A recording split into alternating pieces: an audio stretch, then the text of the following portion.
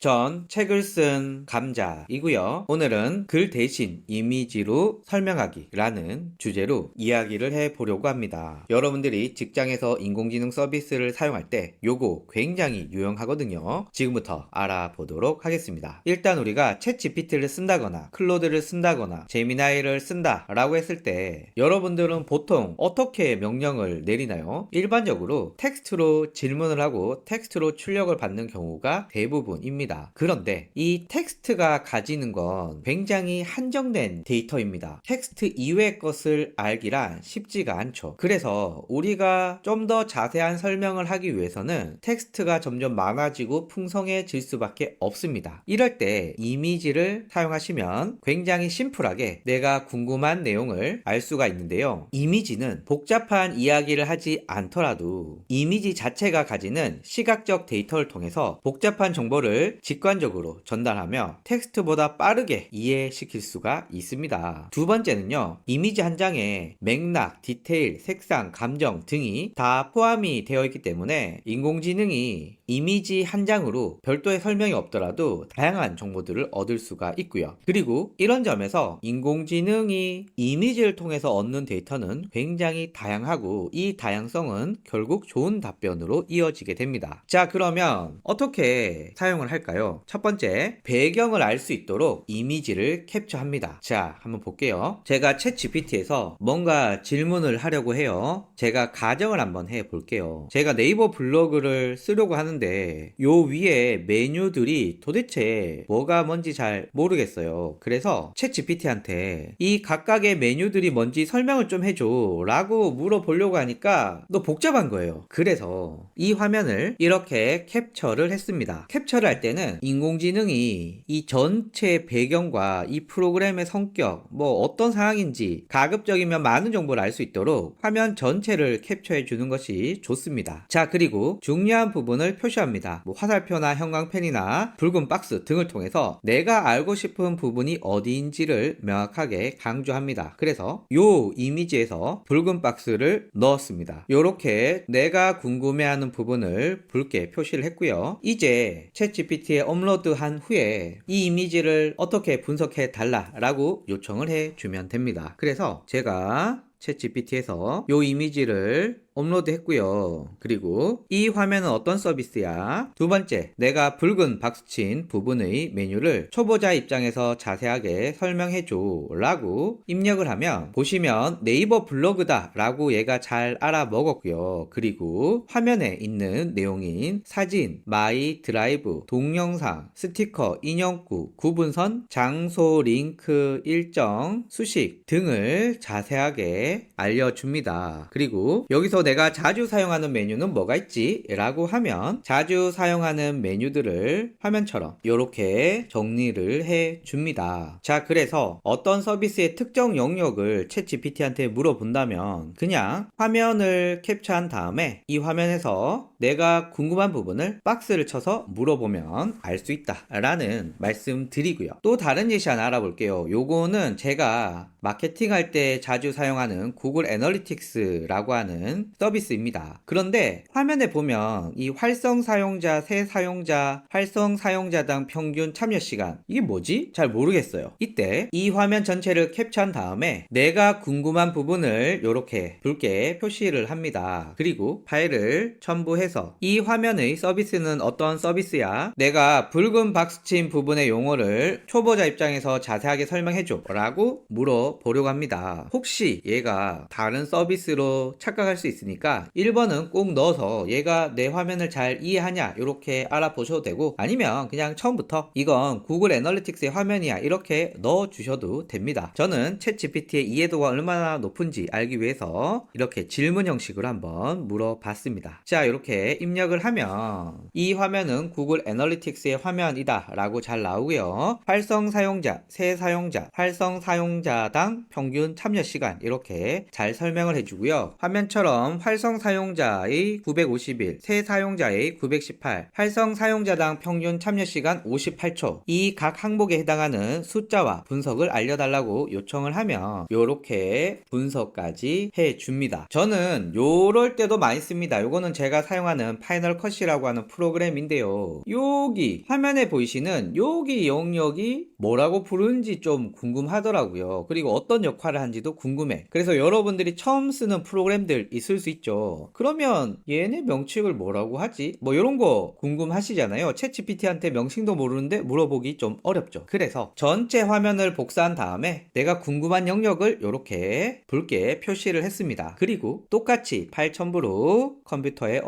업로드한 다음에 이 화면은 어떤 서비스야? 내가 붉게 박스친 부분의 메뉴를 초보자 입장에서 자세하게 설명해줘 라고 하면 파이널 컷이다 라고 잘 설명을 해주고 있고요. 첫 번째 아이콘, 두 번째 아이콘, 세 번째 아이콘, 네 번째 아이콘 이렇게 해서 어떤 메뉴인지 알 수 있고요. 첫 번째 아이콘에 대해서 자세히 설명해줘 라고 하면 거기에 맞게 빌트인, 빌트아웃부터 그 안에 포함되어 있는 다양한 기능들을 또 설명을 해줍니다. 그래서 여러분들이 다 텍스트로 설명할 필요가 없습니다. 궁금한 건 배경을 알 수 있도록 캡처하고 중요한 부분을 표시해서 챗GPT에 물어보면 굉장히 잘 설명을 해줍니다. 그래서 궁금한 건 일단 화면을 캡처해서 물어보라 라는 말씀 알려드리면서 책을 쓴 저는 감자입니다.